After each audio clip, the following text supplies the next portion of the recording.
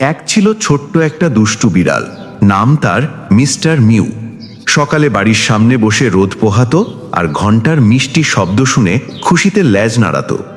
কিন্তু হঠাৎ mister mu টের পেল ওর প্রিয় সোনার ঘন্টাটা নেই, গলাটা একেবারে ফাঁকা। ভয়ে আর দুঃখে ওর চোখ বড় হয়ে গেল। তাই ঘন্টা খুঁজতে খুঁজতে সে ঢুকে পড়ল গ্রামের পাশের বড় সবুজ বনে।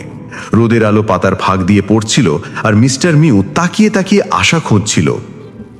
বনে একটু এগোতেই সে দেখা পেল একটি ছোট্ট নীল পাখির সাথে।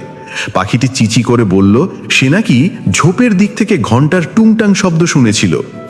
মিস্টার মিউ নদীর ধারে এসে চারদিকে খুঁজতে লাগলো। জলের আলো ঝিকিমিকি করছে, কিন্তু ঘন্টার কোনো দেখা নেই। তবু সে হাল ছাড়ল না। ঠিক তখনই ঝোপের ভিতর থেকে একটা হালকা টুং শব্দ এলো। মিস্টার মিউ ঝোপ সরাতেই দেখল সেখানে পড়ে আছে তার প্রিয় সোনার ঘন্টা।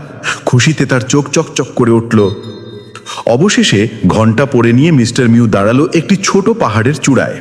সূর্য ডুবছে, হাওয়া বইছে, আর সে গর্ব করে নিজের ঘন্টাটা টুংটাং বাজিয়ে বলল, আমি পেরেছি।